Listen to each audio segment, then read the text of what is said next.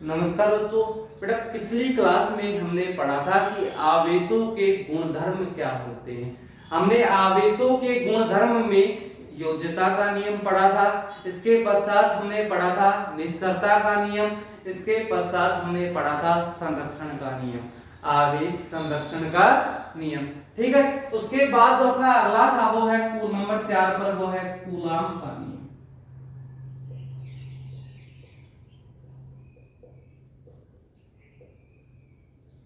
Coulomb का नियम।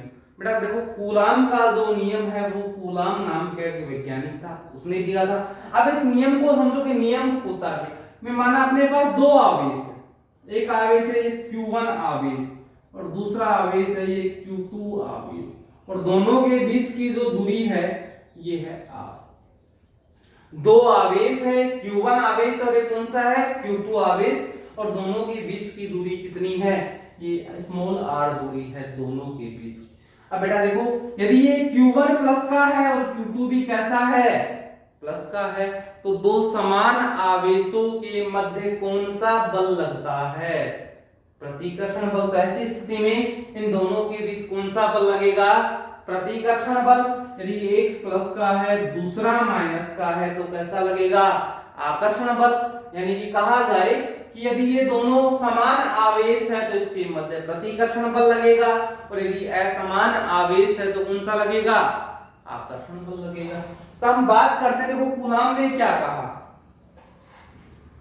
Coulomb ने कहा कि यदि अपने पास दो आवेश है और दोनों एक दूसरे से एक निश्चित दूरी पर रखे हुए हैं तो दोनों स्थिर हैं। कैसे स्थिर हैं, तो कूलाम ने कहा कि यदि अपने पास दो स्थिर बिंदु आवेश हैं,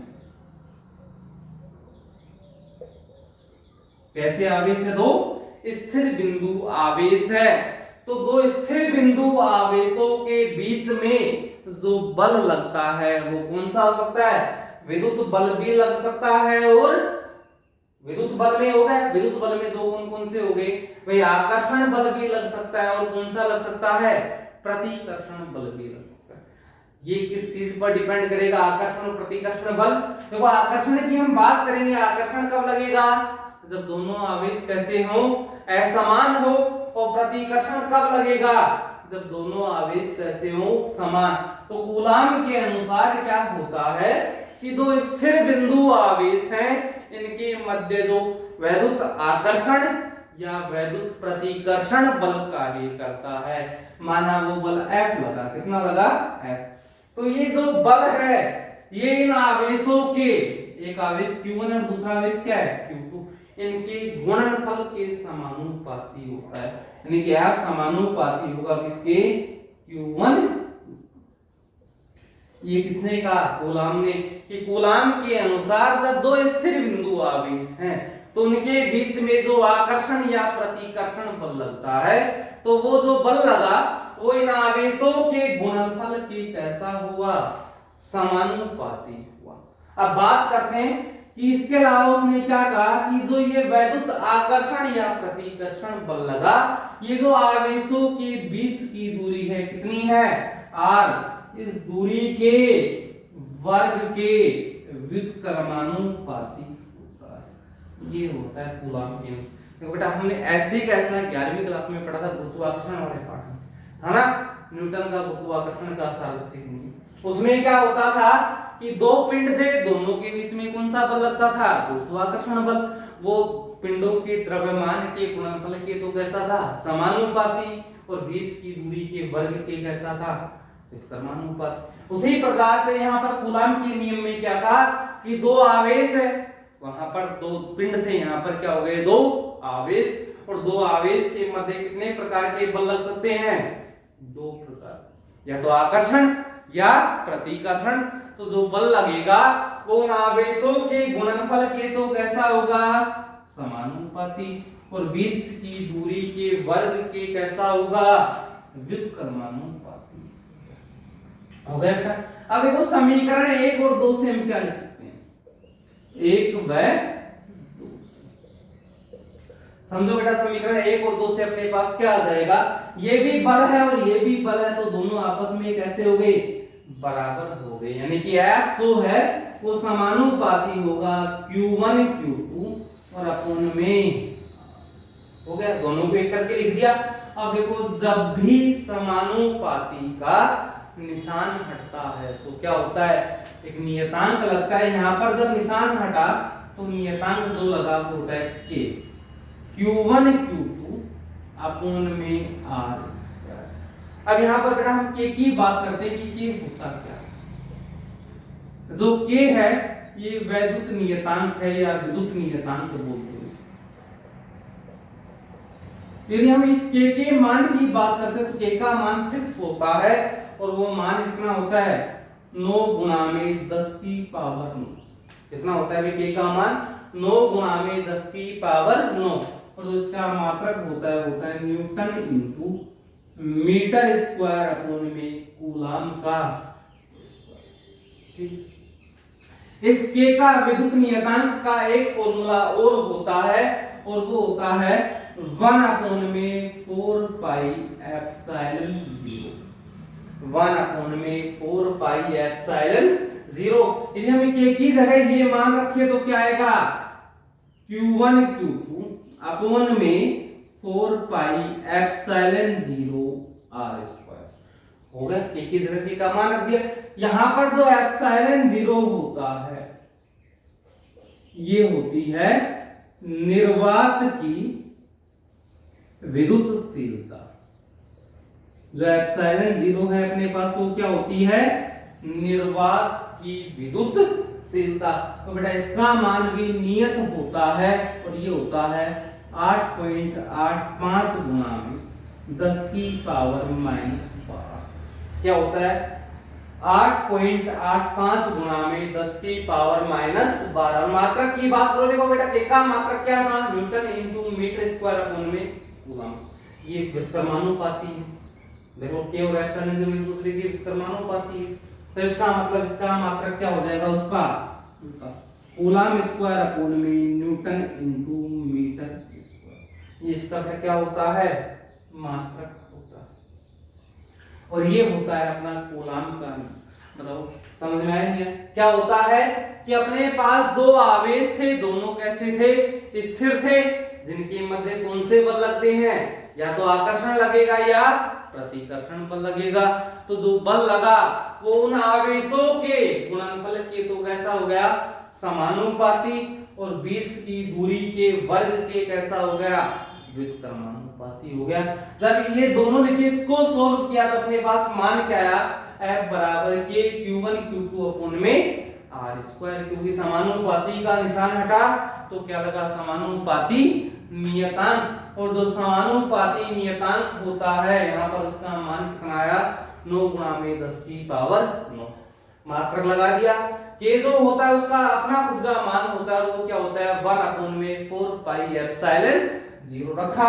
एप्सिलॉन 0 जो होता है वो होती है निर्वात की विद्युतशीलता, जिसका भी मान होता है।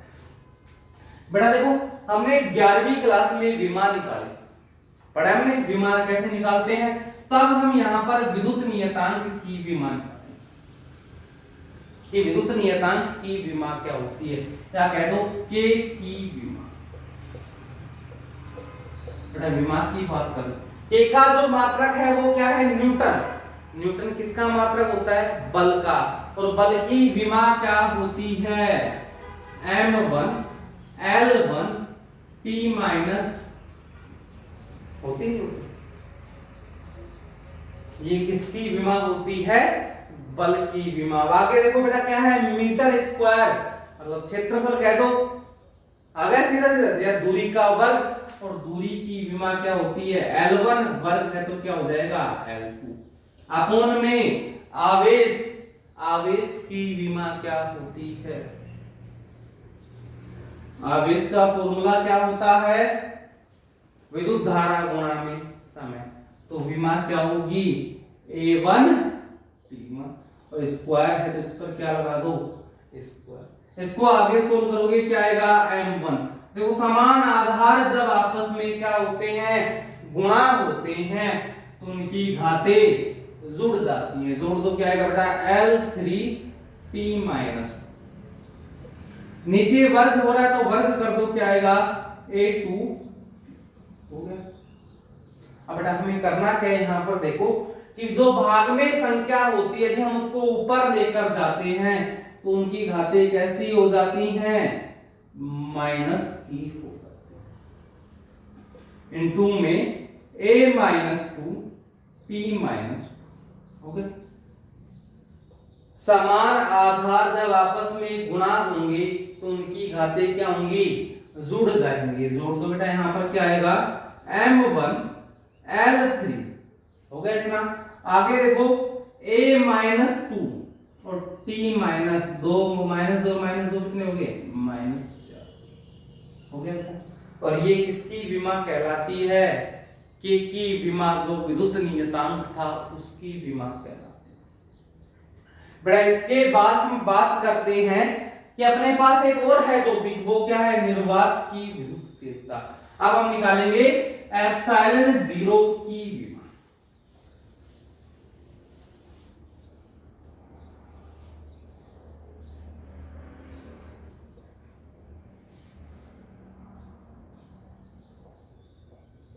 हमने अभी अभी पढ़ा था कि जो विद्युत नियतांक होता है और जो विद्युतशीलता होती है दोनों एक दूसरे के कैसे होते हैं, व्युत्क्रमानुपाती। मतलब एक दूसरे के कैसे होते हैं, उल्टे होते हैं। और जब ये एक दूसरे के उल्टे होते हैं तो उनकी विमा भी एक दूसरे की कैसी हो जाएगी बेटा, विपरीत होगी, होगी नहीं होगी। इसका मतलब अगर हम सीधा लिखना चाहें तो देखो m1 कैसा था, प्लस का, तो ये कैसा हो जाएगा माइनस। L3 कैसा था, प्लस का, तो ये कैसा हो जाएगा माइनस का। A माइनस 2 तो ये कैसा हो जाएगा A प्लस का। और T माइनस 4 ये कैसा हो जाएगा प्लस का। हो गई विपरीत कि माइनस की जगह क्या कर दिया प्लस, और प्लस की जगह क्या कर दिया माइनस। तो ये होती है निर्वात की विद्युतशीलता की विमा। या बेटा हम इस प्रकार से इसको निकाल सकते हैं, वापस निकाल के देखना, ये का ये माना है, ठीक। इसके बाद जो अपना अगला टॉपिक है वो है पैरावैद्युतांक।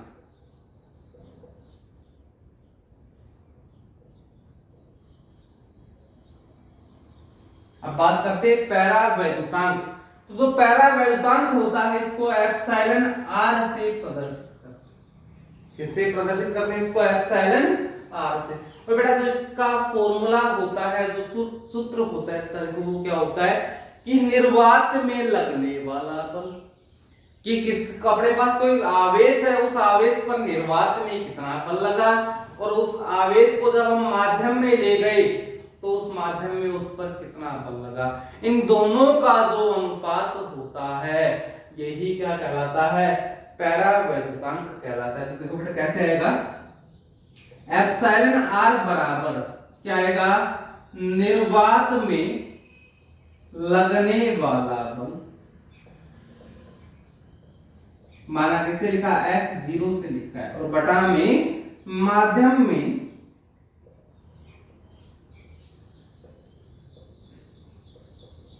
लगने वाला बल। किससे लिखोगे बेटा, FM से लिखिए इसको। माध्यम है तो मीडियम, मीडियम का मतलब क्या हो गया, माध्यम। इन दोनों का जो अनुपात होता है यही क्या कहलाता है, पैरावैद्युतांक कहलाता है। कि निर्वात में लगने वाले बल और माध्यम में लगने वाले बल, इन दोनों का जो अनुपात है वो क्या कहलाता है, पैरावैद्युतांक कहलाता है। बेटा सबसे पहले अभी अभी अब हमने बल का मान निकाला है कूलाम के नियम से, तो यहां पर लगा दो कूलाम के नियम से। पहले निकालेंगे निर्वात में लगने वाला बल।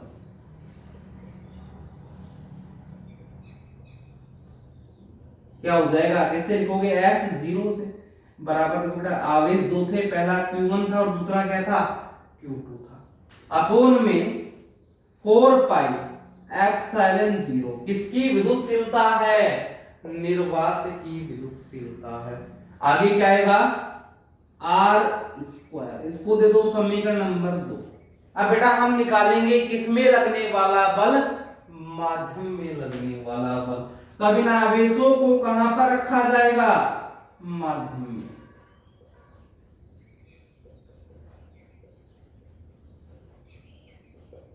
ठीक है, इन आवेशों को कहां पर रख दो, माध्यम में रखेंगे, तो माध्यम में जो बल लगेगा उसको किससे लिखा, Fm से बराबर, देखो आवेश तो वो के वो है Q1 Q2 अपोन में 4 पाई। अब विद्युतशीलता कौन से आएगी बेटा, निर्वात तो है नहीं, अब क्या आ गया माध्यम, और माध्यम की विद्युतशीलता और निर्वात की विद्युतशीलता दोनों कैसी होती है, अलग अलग होती है। तो हमने इसको लिखा है एप्सिलॉन एम, एम का मतलब क्या हो गया, माध्यम, मीडियम, तो ये किसकी विद्युतशीलता हो गई, माध्यम की विद्युतशीलता, और इनटू में आर स्क्वायर, इसको दे दो समीकरण नंबर 3, हो गया बेटे। अब देखो हमने निर्वात में लगने वाला बल भी निकाल लिया और माध्यम में लगने वाला भी क्या निकाल लिया, बल निकाल लिया। और देखो समीकरण 1 के अनुसार क्या होता है परावैद्युतांक, कि निर्वात में लगने वाला बल और माध्यम में लगने वाला जो बल होता है इसका जो अनुपात होता है वही क्या कहलाता है, परावैद्युतांक कहलाता है। ठीक है बेटा, तो मान रखो क्या आएगा अपने पास, मान समीकरण 2 व 3 से 1 में मान रखने,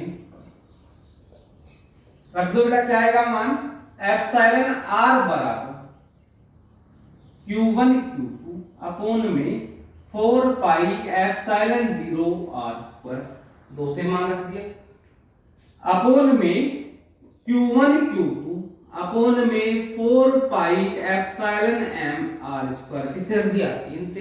देखो 1 2 3 और 4, जब इस प्रकार से अपने पास भाग हो तो पहला हमेशा किससे गुणा होता है, चौथे से, और दूसरा किससे गुणा होता है, तीसरे से। कर दो, क्या आएगा, Q1 Q2 किससे गुणा होगा, पहला चौथे से क्या है, 4 pi epsilon m R square, और दूसरा किससे गुणा होगा, तीसरे से, और ये क्या है Q1 Q2, बेटा Q1 Q2 से Q1 Q2 कट गया। इसके बाद देखो 4 पाई से 4 पाई कटा, आर स्क्वायर से आर स्क्वायर, तो एप्सिलॉन आर बराबर क्या हो गया, एप्सिलॉन m अपोन में एप्सिलॉन 0। एप्सिलॉन m किसके बराबर माना था हमने, माध्यम की विद्युतशीलता, तो इसकी जगह एप्सिलॉन आर बराबर माध्यम की विद्युतशीलता बटा में निर्वात की विद्युतशीलता, और ये इसकी दूसरी परिभाषा आ गई। पहली परिभाषा क्या थी, निर्वात में लगने वाला बल और माध्यम में लगने वाला जो बल है किस पर, आवेश पर, उन दोनों का जो अनुपात था वो क्या कहलाता था, परावैद्युतांक कहलाता था। अब यहां से जब हमने मान निकाले, निर्वात का बल निकाला और किसका निकाला, माध्यम का बल, और दोनों का जो अनुपात निकाला, तो अपने पास मान क्या आया, एप्सिलॉन m अपोन में एप्सिलॉन 0, यानी कि निर्वात, अपने पास एप्सिलॉन m क्या होती है, माध्यम की विद्युतशीलता, और एप्सिलॉन 0 क्या होती है, निर्वात की विद्युतशीलता। तो बेटा इसका मतलब क्या हुआ कि माध्यम की विद्युतशीलता और निर्वात की विद्युतशीलता, और इन दोनों का जो अनुपात होगा वही क्या कहलाता है, परावैद्युतांक कहलाता है। यदि हम यहां से इसका देखो आगे सोल्व करें तो एप्सिलॉन m बराबर क्या आ जाएगा, एप्सिलॉन 0 एप्सिलॉन। ये बेटा जो संबंध हमें दिखाई दे रहा है ये किस किसके बीच में है, माध्यम की विद्युतशीलता और निर्वात की विद्युतशीलता के मध्य से। तो हमारे पास परावैद्युतांक की जो अंतिम परिभाषा निकल कर आई वो क्या आई है कि माध्यम की विद्युतशीलता और निर्वात की विद्युतशीलता का जो अनुपात होता है वही क्या कहलाता है, परावैद्युतांक कहलाता है। ठीक है बेटा, इसके बाद जो अपना अगला टॉपिक आता है, देखो कूलाम का नियम हमने पढ़ा है। अब कूलाम का नियम है, इससे क्या निकालते हैं, बल निकालते हैं, निकालते नहीं निकालते। और बल कैसी राशि होती है, सदिश राशि होती है। तो जब बल अपने पास सदिश राशि है तो सदिश राशि की हम बात करेंगे तो सदिश राशि की दिशा भी होती है। तो हम अगला जो अपना टॉपिक आएगा वो है कूलाम नियम का सदिश निरूपण। ये हम पढ़ेंगे बेटा अगली क्लास में। ठीक है बेटा।